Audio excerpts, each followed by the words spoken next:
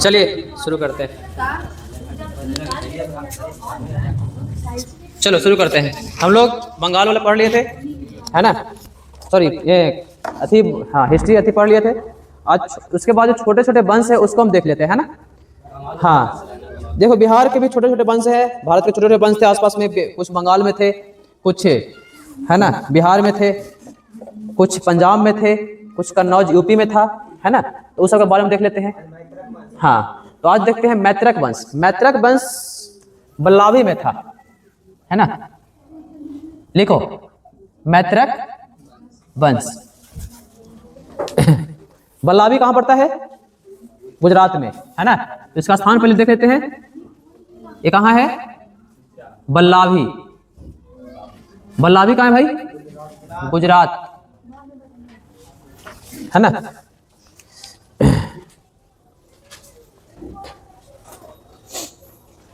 बल्लावी के संस्थापक हैं भट्टारक। संस्थापक कौन है?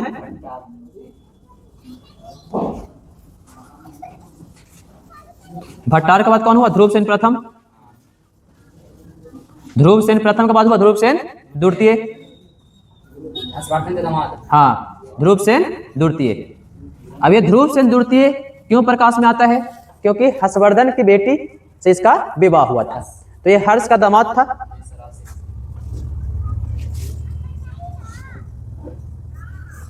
क्लियर? दूसरा ये प्रकाश में आता है कि इसके समय विश्वविद्यालय में, बल्लावी विश्वविद्यालय में एक व्यक्ति आता है, उसका नाम है इत सिंह। क्या नाम है? इत सिंह। तो एक वर्ड लिख सकते हो, इसके समय बल्लावी विश्वविद्यालय में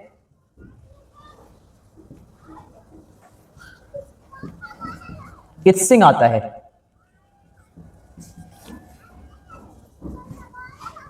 इत सिंह चीन का व्यक्ति है भाई साहब, है ना? कहाँ का है? चीन का है। क्लियर?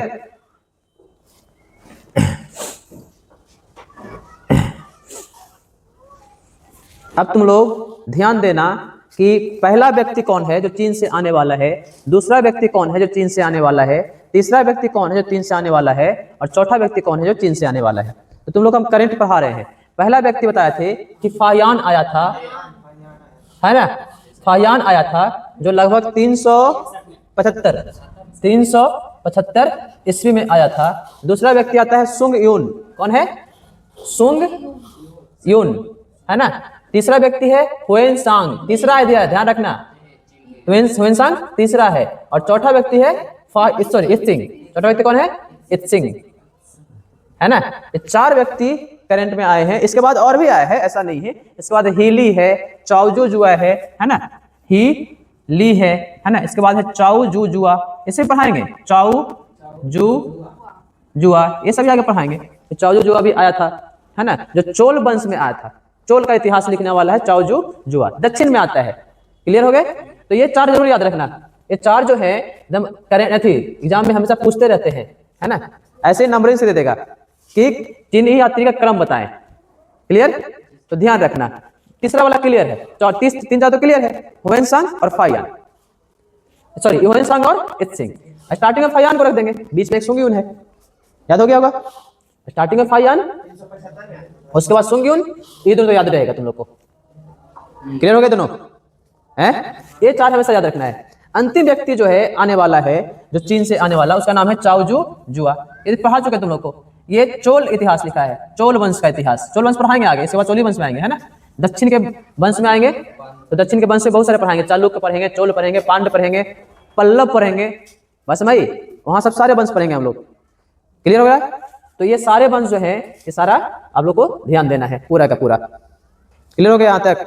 ये वाला जरूर याद रखना, ये वाला क्वेश्चन पूछते रहता है एग्जाम में, और ऐसे ही देगा नंबरिंग से, है ना? क्रम बताएं तो क्रम में कौन सा क्रम सही है। क्लियर? हाँ, यह ध्यान रखना। अंतिम वाला भी ये भी याद रखना, क्या पता नीचे वाला भी दे दे, बीच में कहीं घुसा दे, है ना? इसके बीच में एक व्यक्ति और था, उस हिली के बाद उसका नाम था मार ख्वाना लिन। हिली के बाद एक व्यक्ति और घुसता है, मार ख्वाना लिन। हालांकि पूछा तो नहीं है अभी तक कितना से क्वेश्चन आए हैं, लेकिन क्या बता आ भी जाए। तो हिली के बाद एक व्यक्ति है, ध्यान रखना, मार ख्वाना लिन। सॉरी माँ है रे, मार नहीं, माँ ख्वाना लिन। हाँ, यहाँ तक क्लियर हो गया होगा। इससे क्वेश्चन बहुत सारे आते हैं, इससे क्वेश्चन याद रखना हमेशा। हाँ,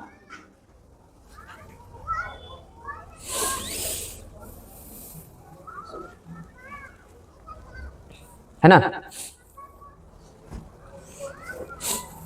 अंतिम शासक है इस वंश का शिलादित्य सप्तम। शिलादित्य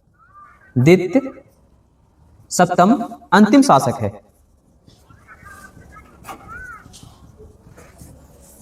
तुम लोग को हम बोल चुके हैं इसी सप्ताह में तुम लोग का टेस्ट है ज्योग्राफी का 100 नंबर का, ठीक है। आज शुक्र है, कल हो जाएगा, कल गाय मत हो जाना। हाँ, क्या हुआ ना ना, अच्छा ठीक है, सो मंडे को ले लेंगे। हाँ सर हाँ अच्छा है सर, मंडे को अच्छा है, इसके पहले दिमाग में तो लगेगा ठीक है, मंडे को टेस्ट हो जाएगा 100 नंबर का ज्योग्राफी का। उसके बाद अगला सप्ताह में रहेगा 100 नंबर का क्या बोलते हैं अथी का, पॉलिटी का। हाँ भाई 100 नंबर का पूरा ज्योग्राफी, वर्ल्ड ज्योग्राफी नहीं, सिर्फ इंडियन ज्योग्राफी, ठीक है। अगला पॉइंट लिखो, मैत्रक वंश का एकमात्र राजा था जिसको उपाधि मिली थी महाराज की, उसका नाम था धरसेन, है ना।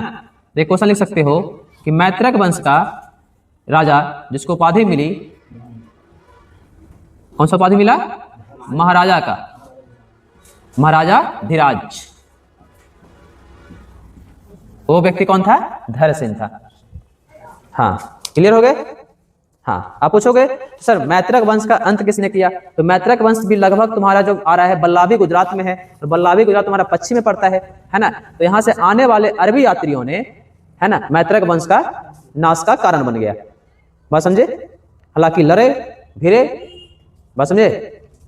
हाँ, तुम लोग से यही कहते हैं कि बार बार की इतिहास जब पढ़ते हो तुम लोग, तो तुम लोग आगे पढ़ाएंगे तुम लोग को, तो एक देखोगे 712 से ईस्वी से काफी सारी कहानियां आएगी, और फिर 1200 ईस्वी में यहाँ पर गुलाम वंश का स्टार्टिंग होगा। तो 20 ये 500 साल कहाँ गए, बात समझे। फिर एक कहानी पढ़ाएंगे तुम लोग को मेवाड़ वंश वाला कि 736 में जो बप्पा रावल ने एक स्थापना किया था, उसके बाद फिर आओगे तुम लोग कि जयद्रथ सिंह आया, उसके पहले फिर उसके बाद सीधे पढ़ोगे रतन सिंह। तो जयद्रथ सिंह की कहानी पढ़ोगे तुम लोग लगभग 1200 ईस्वी में, बात समझे। रतन सिंह 1100 ईस्वी में, हाँ, और रतन सिंह आ जाएगा तुम्हारा 1203 ईस्वी में। तो यहाँ से तुम लोग कहानियां मिलनी शुरू हो जाएगी। तो बोलो सर इसमें 500 बरस कहाँ गए, तो टकराव का निकाल रहा है। छोटे छोटे वंश भी मिलकर इनको रोकने का काम किए थे, जैसे मैत्रक वंश हो गया, है ना, पंजाब के हून वंश थे, है ना, गढ़वाल वंश था, ये सब रोकने का काम कर रहे थे, है ना।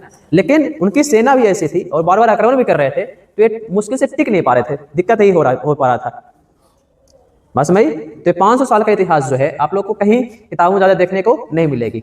हाँ, ढूंढना पड़ेगा, मिलेगा कहीं नहीं, ढूंढना पड़ेगा, क्योंकि जितना हम इतिहास पढ़ रहे हैं उसका मात्र 10% हम लोग जो है हमारे पास इतिहास का सोर्स हमको वर्तमान में मिल पाया है, और वो भी क्या पता आगे जाकर के चेंजेबल हो सकता है, बस समझे। तुम लोग कल कहानी सुनाए थे, जब हम सिंधु सभ्यता पढ़ रहे थे तो वहां पर हथियारों का प्रयोग नहीं करना था, लेकिन वर्तमान में एक बल्लाभी गुजरात से ही एक औजार मिला है और एक मम्मी मिली है, और उसमें क्या है कि, है ना, तलवार उसको मिला है। तो अब मालूम चलता है कि नहीं, यहाँ भी वीरांगनाएं क्षत्रिय, है ना, थे यहाँ पे। तो यहाँ पे समझ में आता है कि नहीं, यहाँ पे चीजें थोड़ी गलत हो जाती है जो हम लोग वर्तमान में पढ़ रहे हैं, बस मई।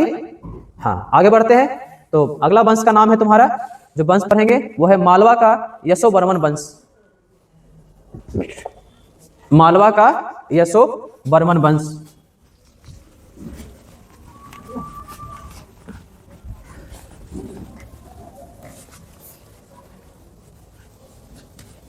मालवा तुम लोग का बहुत बार बताते आए हैं मालवा के बारे में, है ना।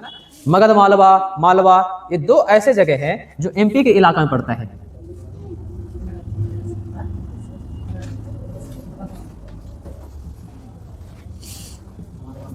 हाँ, इसके बाद पढ़ेंगे हम लोग मगध मालवा। कौन वंश है? वंश का नाम क्या है? उत्तर गुप्त या परवर्ती गुप्त, है ना। तो मगध मालवा में था उत्तर गुप्त या परवर्ती गुप्त। हाँ है, हाँ दे देंगे। अब देखो, हम लोग देखो मालवा को कितना बढ़िया समझोगे तुम लोग, मालवा क्यों आवश्यक है, मालवा काहे जरूरी है, इसके बारे में थोड़ा सा जान लो। देखो मालवा है एमपी का इलाका, और मालवा जो है दोआब क्षेत्र है। दोआब क्षेत्र उसको कहते हैं जो दो नदियों के बीच होता है। अब जहां पर दो नदी होंगे और दो नदियों के बीच का क्षेत्र होगा, वहां पर भूमि कैसी होगी, उपजाऊ होगी। बात सीधी सीधी बात है। उपजाऊ का मतलब क्यों, क्योंकि वहां पर पानी की कमी नहीं हो रही है, तो कृषि का क्षेत्र क्लियर रहेगा, वहां पे कृषि का विकास हमेशा रहेगा।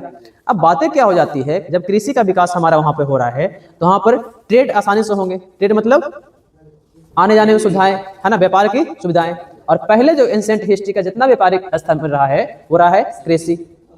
व्यापारिक स्तंभ क्या है, कृषि। वहां फैक्ट्रियां तो है नहीं, कुटीर उद्योग है, जो भी काम हो रहे हैं वो कृषि पे हो रहे हैं। कृषि का नील बिक रहा है, कृषि का तुम्हारा और भी चीजें बिक रही है, बस मई। तो ये सारी चीजों किस पे डिपेंड है, कृषि पे, बस मई। अब कृषि का मेन जड़ कहाँ है, मालवा। अब देखो मालवा में बहुत बड़े बड़े वंश नहीं रहे हैं, जो भी आसपास के क्षेत्र रहे हैं वो मालवा को कंट्रोल करते हैं। मालवा में छोटे वंश है, और उस छोटे वंश को कंट्रोल कौन करता है, बड़ा वंश।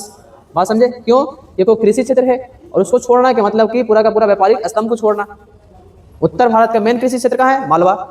ध्यान रखना, उत्तर भारत का मेन कृषि क्षेत्र मालवा है ना। मालवा और मगध मालवा, मगध मालवा बोलते हैं थोड़ा सा ऊपर वाला क्षेत्र को। मगध इसलिए बोलते हैं कि इस इलाका जो है एमपी का पूर्वी इलाका जो मगध मालवा था उसको बोलते हैं मगध मालवा। थोड़ा पश्चिम वाला इलाका जो बीच वाला इलाका उसको बोलते हैं मालवा। बात समझ गई, क्लियर हो रहा है कंसेप्ट। अब यही दिक्कत है कि यहाँ पर तुम लोग को बहुत बड़े वंश देखने को नहीं मिलेगा, छोटे वंश देखने को मिलेंगे। जैसे तुम लोग बाहुबली मूवी देखे हो, बाहुबली मूवी देखे होगे, देवसेना का छोटा सा रास्ता है, वहां पर बाहुबली को बोलता है कि हाँ भेजता नहीं मतलब जाता है, और मालूम चलता है कि बाहुबली है, ये बोलता है कि बस अब बोल ही देते तो हम लोग आ जाते शादी के लिए, अब तो बेकार ही आ गए। वो अति होते हैं, कुछ बोलते हैं पिंडारी, वो लोग लूटपाट करते थे। पिंडारी जो होते थे ना वो लूटपाट करते थे पिंडारी लोग, और लूटपाट करते तो लोगों को मार काट भी करते, मारने को छोड़ देते। पिंडारियों का दमन पढ़ाएंगे अगर तुम लोग को, पिंडारी वाला कहानी। पिंडारियों का दमन किया था एक अंग्रेज था, है ना, पिंडारियों का दमन करता है उसको बोला जाता है। अब क्यों कहता है बोला जाता है, पढ़ाएंगे आगे, अभी हम लोग इस पर फोकस करते हैं। अब यहाँ पर छोटा सा राज्य है मालवा, उस पर जो भी उत्तर भारत में बैठा हुआ है, उत्तर भारत का जो भी राजा है उस पर कंट्रोल करता है हमेशा, बस मई। अब छोटा सा राज्य है तो उसको टैक्स भी देना पड़ता है क्योंकि उसको सहूलियत भी चाहिए, बस में मई। तो इसमें ज्यादातर आप लोग देखने को नहीं मिलेगा। लिखो, इसके संस्थापक का नाम है आदित्य वर्धन, आदित्य वर्मन। मालवा का पहले लिख लो, संस्थापक आदित्य वर्मन, है ना। इस वंश का सबसे प्रतापी राजा का नाम है यशोवर्मन, है। सबसे प्रतापी राजा का नाम है यशोवर्मन। कल भगा दिए थे लोग पढ़ा रहे इधर, हल्ला के मचेले इधर के। अभी 10th में है ना, तो अभी थोड़ा सा लगता है इन लोग के। 12th पढ़ने में सब ठीक है, पढ़ने में सब बढ़िया है, इन लोग थोड़ा सा घर से अनुशासन नहीं मिल पा रहा है, दिक्कत यही है। हाँ एग्जाम दे के आएगा, उसके बाद फिर और भी एग्जाम देंगे तो फिर धीरे धीरे सुधर जाता है बच्चा, वो तो दिक्कत। अब आते हैं मगध मालवा के उत्तर गुप्त या परवर्ती गुप्त में, है ना। तो मगध मालवा का जो संस्थापक थे उसका नाम था कृष्णगुप्त। इसके संस्थापक हैं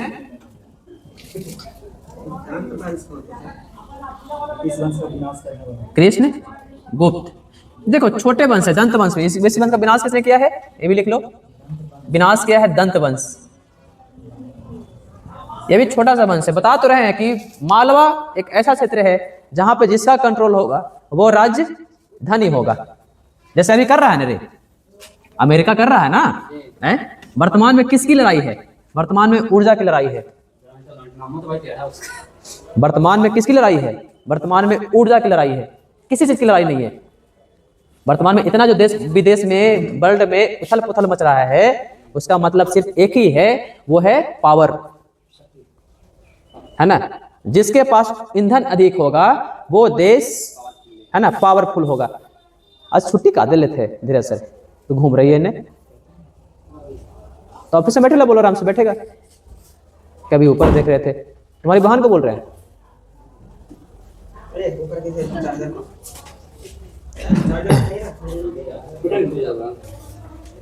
बस भाई, वर्तमान में लड़ाई है पावर की। जिसके पास पावर अधिक होगा, ऊर्जा अधिक होगी, है ना, तेल अधिक होगा, यूरेनियम अधिक होगा, हाइड्रोजन अधिक होगा, बस भाई, है ना, वो देश आगे 50 साल के बाद राज्य करेगा। कहानी यही चल रही है सीधी सीधी, ज्यादा कुछ कहानी है नहीं। वर्तमान में यही चीज, पैसा की लड़ाई है ही नहीं। व्यापार वही कर पाएगा इन द फ्यूचर में जिसके पास ऊर्जा होगी। बस भाई, वेनेजुएला पर आज अटैक कर दिया अमेरिका, क्यों? उसके पास तेल है और वो तेल अमेरिका कंट्रोल करना चाहता है, कर लिया भी। बस भाई, रूस के पास ऑयल है, रूस पावरफुल देश है ना, रूस सब किसको कंट्रोल किया है? तो रूस जितना भी अरबी देश है, सऊदी अरब वगैरह वगैरह जो भी देश है वहां कंट्रोल कर रहा है। अब वहां भी तेल खत्म हो रहा है तो तुर्की पर कंट्रोल करना शुरू कर दिया है। तो जिसके पास पावर होगी वर्तमान में, है ना, इसके पहले आते हैं कि जिसके पास पैसा होगा, है ना। 19वीं सदी में जिसके पास पैसे थे वो देश अमीर कहलाते थे। अभी जिसके पास ऊर्जा है वो देश अमीर कहलाएगा। बस भाई, हाँ, यही कहानी है। पैसा है वो ट्रेड करेगा कैसे? बिना ऊर्जा का ट्रेड होगा कैसे? ऊर्जा तो होनी चाहिए, ऊर्जा खत्म, ट्रेड खत्म, उसे चल रहा है, पूरा पूरा चल रहा है वर्ल्ड, देश तो बोल जा वर्ल्ड, है ना। आखिरकार हम लोग व्यापार में आगे क्यों नहीं आ पाते हैं? क्योंकि हमारे पास तेल नहीं है, ऑयल नहीं है, ऊर्जा का संसाधन नहीं है। हम लोग को ऊर्जा लेना पड़ता है, तेल हम लोग को खरीदना पड़ता है। अब जितना बढ़ा के देगा उतना हमको लेना पड़ेगा। अब यहाँ के छपरियों को पता नहीं चलता है, कहाँ ऐड रहता, लगता है कि हमारा बाबूजी का तेल है।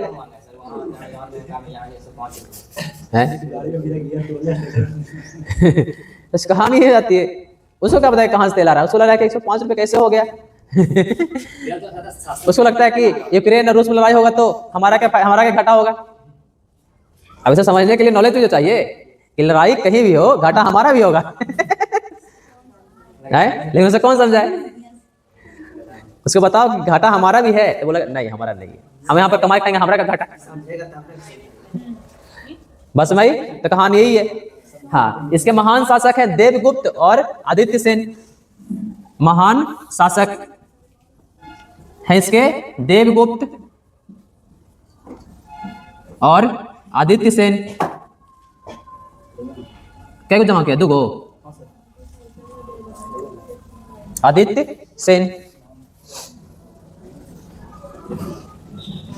ये वही देवगुप्त है ना, जो ग्रहवर्मन की हत्या की थी और राजवर्धन द्वारा मारा गया था। याद होगा तुम लोग को, है ना।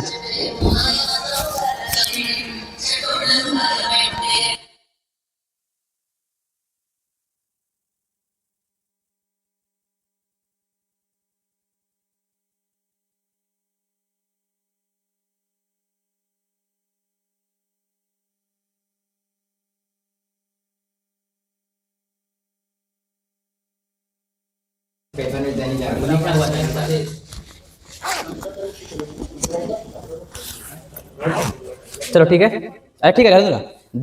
यहाँ पर देख लो, देवगुप्त वही शासक है। पढ़ा था देवगुप्त के बारे में। देवगुप्त किसकी हत्या की थी? ग्रहवर्मन की हत्या की,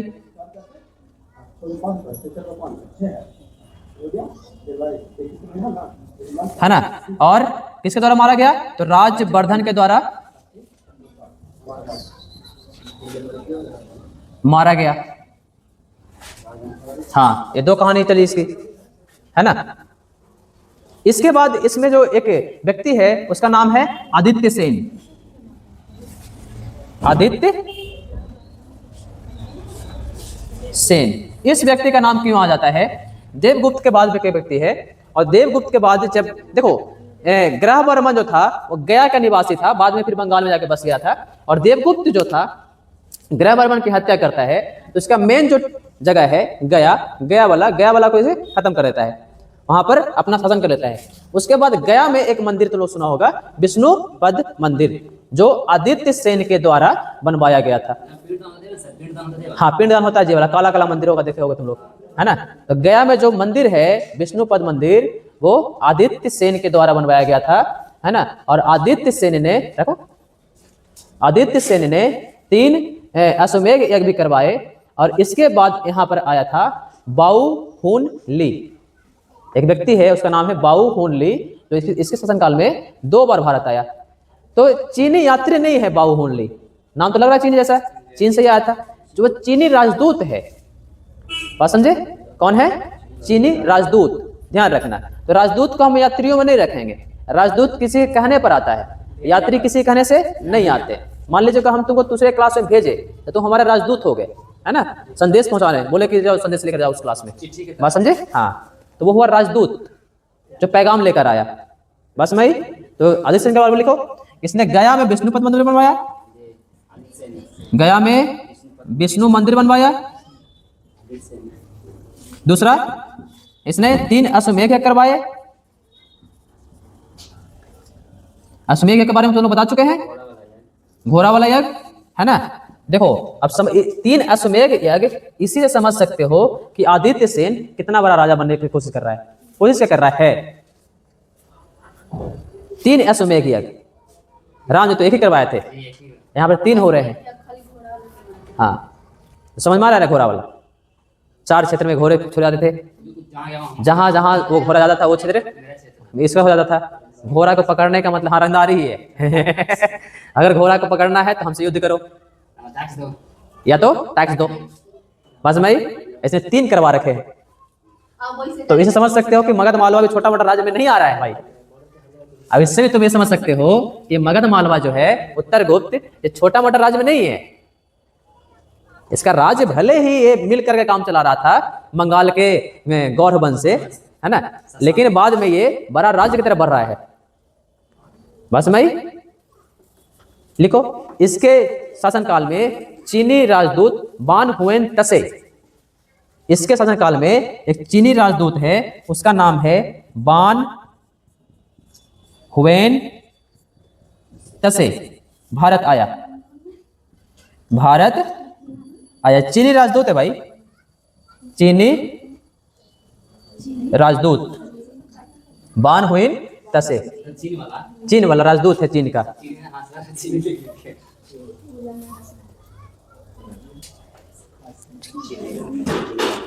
इसके बाद एक वंश और है, वो है बंगाल का गौर वंश, है ना। इसलिए कनेक्ट कर रहे हैं तुम लोग को बंगाल के गौर वंश से। यही अभी तो हर्षवर्धन पढ़े थे हम लोग, उसके बाद एक कहानी और पढ़ लिए मगध मालवा का उत्तर गुप्त, उसमें तुमको मिल गया देवगुप्त। अब बंगाल का गौर वंश में मिल जाएगा शशांक। तो यहां से कहानी पूरी कनेक्ट हो जाएगी तुम्हारी, है ना। तो अगला लिखो बंगाल का गौर वंश।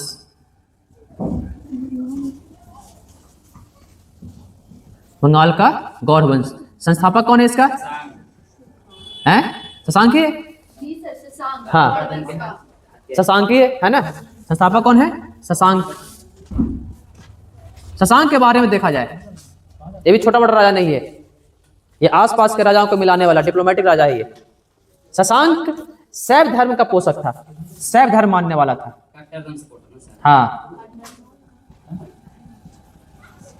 पोषक बोलते हैं उसको, मानने वाले को पोषक बोलते हैं, है ना। राजवर्धन की हत्या की थी, ये कहानी यही बनती है।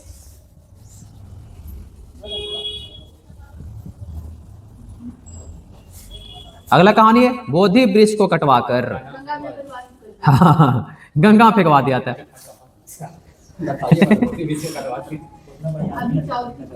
गंगा में फेंकवा दिया।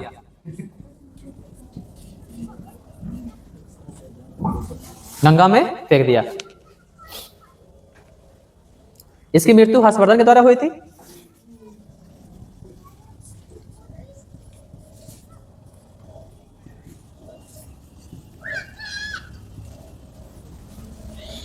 क्लियर?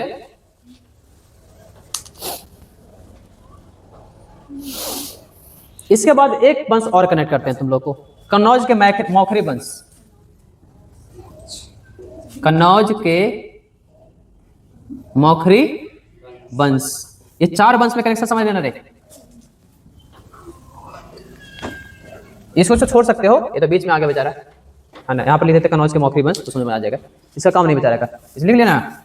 चलो यहाँ पर लिख देते हैं कन्नौज के मौखरी वंश।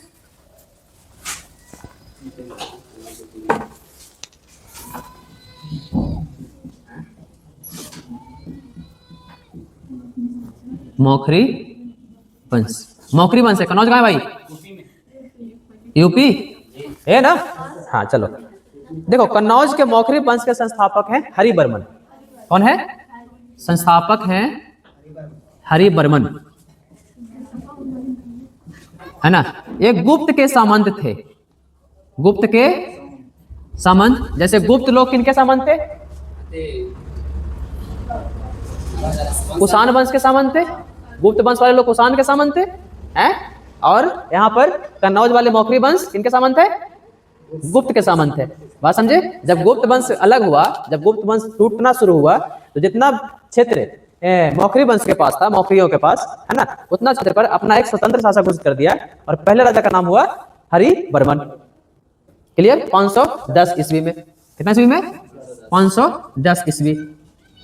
अब देखो, गुप्त के सामंत हुआ करते थे, लेकिन ये मूल निवासी देखा जाए, मूल निवासी कहाँ के हैं? गया। अब यहां से कनेक्ट कर सकते हो ये हैं?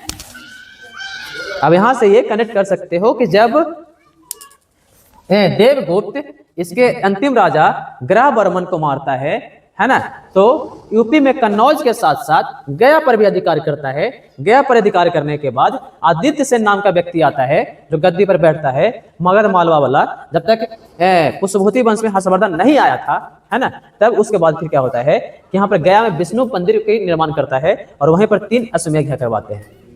और वही 3 अश्वमेध यज्ञ में बात समझे, राजवर्धन एक अश्वमेध यज्ञ को पकड़ता है ना, और राजवर्धन इसका भी हत्या राजवर्धन नहीं करता है। तो ये वंश पूरा का पूरा मगध मालवा समाप्त हो जाता है, पूरा कहानी से खत्म, है ना। यहाँ पर देख रहे हो कन्नौज के मौखरी वंश, ये छोटा सा वंश था, बाद में उभर करके आया था और पहले गया के मूल निवासी थे, बाद में गुप्तों को सामंत हुए। सामंत बनने के बाद फिर जब गुप्त खत्म हुए, बिखरे, टूटे, है ना, तो टूटने के बाद फिर अपना स्वतंत्र शासन की स्थापना कर दी। इनकी दोस्त एक व्यक्ति से होती है जो कि है पुष्पभूति वंश, हर्षवर्धन वाला। बात होते लोग, ये भी शैव धर्म को उपासक ही है, लिख लो कि शैव धर्म के उपासक है। इसमें जो राजा हुए हैं उनका नाम है ग्रहवर्मन, जो अंतिम राजा है। और ग्रहवर्मन क्यों फेमस है तुम लोग को बता चुके पहले। क्यों फेमस है? हर्षवर्धन के जीजा, इसलिए तो फेमस है। कौन है ये? हर्ष के जीजा। इसकी हत्या किसने की थी? देवगुप्त ने किया। और देवगुप्त की हत्या किसने किया था? राजवर्धन ने। और राजवर्धन की हत्या किसने किया? शशांक ने। शशांक को किसने मारा? हर्षवर्धन। क्लियर हो गया कहानी? 4 वंश, चारों का उसी में ग्रहवर्मन की हत्या शशांक द्वारा करवाया गया था। हाँ, राजवर्धन सॉरी देवगुप्त से सारा खेल शशांक ने बुना था मिला करके। हाँ ठीक है, हो गया टाइम, समझ। हाँ हाँ हाँ ठीक है भाई, खत्म करना है इसको। एक और है पंजाब का हून वंश, कहानी खत्म हो गया। लिखो पंजाब का हून वंश, पंजाब का हून वंश। आज तो ऐसे भी लेट शुरू हुआ है ना। पंजाब का हून वंश, देख हून से भारत से ज्यादा हून तुम लोग बता चुके हैं। हून लोग जो है मध्य एशिया से आए थे। कहां से आए थे? मध्य एशिया। मध्य एशिया के बर्बर जाति, बर्बर जाति इसलिए कहा जाता है, देखो एक कहानी चंगेज खां वाला है ना। हाँ, यूची जाति वहां पर मध्य एशिया में एक जाति है यूची जाति, वहां से परास्त हो गए थे। परास्त होकर के वो भारत भाग आए थे। सभ्य जाति बोलते हैं। हाँ, भारत जब आए तो भारत आने के बाद यहाँ सामना होता है गुप्त वंश के स्कंद गुप्त, नाम सुना होगा। हाँ, तो स्कंद गुप्त, हाँ स्कंद गुप्त से पराजय का सामना करना पड़ा, पराजय का सामना करना पड़ा। चांद को तुलसी के बैठा। हाँ, और देखो स्कंद गुप्त जो है इसे हूनों का विनाशक, हूनों का संहारक कहा जाता है। ये ध्यान रखना, क्वेश्चन आएगा ये, कौन व्यक्ति को, कौन से राजा को हूनों का संहारक कहा जाता है? हून आए से मध्य एशिया से, बस में भी। हाँ, जो मंगोलिया चीन वाला इलाका है वहां से आए थे, कजाकिस्तान वाला इलाका, बॉर्डरिंग वाला इलाका वहां से। और ये लोग नहाते नहीं थे बहुत दिन तक। हाँ, इसीलिए चंगेज खां जो था ना, चंगेज खां मंगोलिया का था, मंगोल था चंगेज खां, नाम सुने होगा चंगेज खां का। आगे पढ़ाएंगे तुम लोग को चंगेज का भारत आने वाला। तो चंगेज खां भी हूनों के ही वंशज में आएगा। चंगेज खां, हून पहले वंशज, चंगेज खां उसका दूसरा वंशज आए। वो तो बाबर, त्याग कर, कुछ हाँ। नहीं कहते थे, हर बार में दाग। बात समझ में आया? तो स्कंदगुप्त जो है, स्कंदगुप्त जो जिसको हुनों का विनाशक माना जाता है, संहारक माना जाता है, ध्यान रखना। लेकिन जब स्कंदगुप्त ने भी क्या किया कि इसको पूरी तरह भारत से खदेड़ नहीं पाया, खदेड़ा नहीं, और ये पंजाब में आकर के छोटे से स्थान पर ये बस गए, इसीलिए बोला जाता है पंजाब के खून, है ना। इसमें देखो, इसमें एक व्यक्ति है, इसमें अब क्वेश्चन आता है कि भारत पर जब आक्रमण किया हुनों ने, तो पहला शासक कौन था जो भारत पर आक्रमण किया था? हुन, मतलब पहला राजा कौन था? लिखो, पहला नेतृत्व किसने किया था? पहला नेतृत्व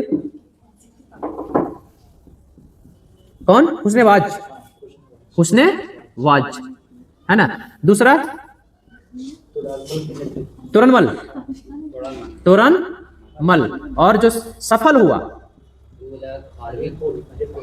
हुआ, और जो तीसरा था वो है मिहिर कुल, मिहिर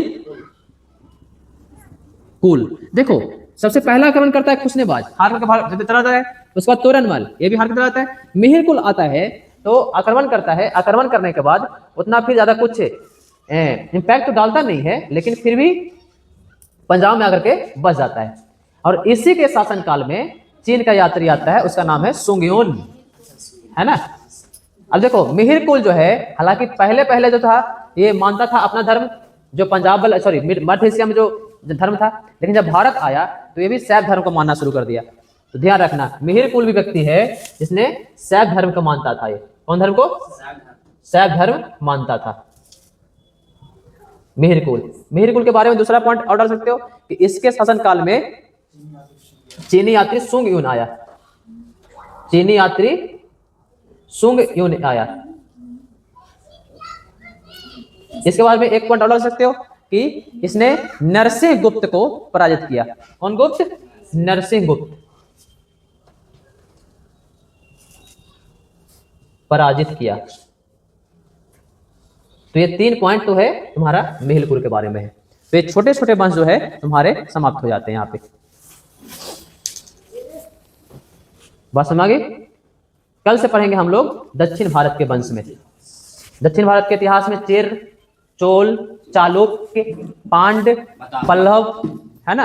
तो ये 4-5 वंश जो हैं आप लोग को कल से पढ़ने हैं, आगे पढ़ने हैं आप लोग के। इतना क्लियर हो गया कॉन्सेप्ट आप लोग का? छोटे छोटे वंश ज्यादातर पढ़ाता कोई नहीं है, इसको स्किप करके निकल जाता है। सबको लगता है छोटा वंश से कहानी नहीं आएंगे। 2-4 क्वेश्चन जो आते हैं उसको बता देगा। चलते थे यहाँ पर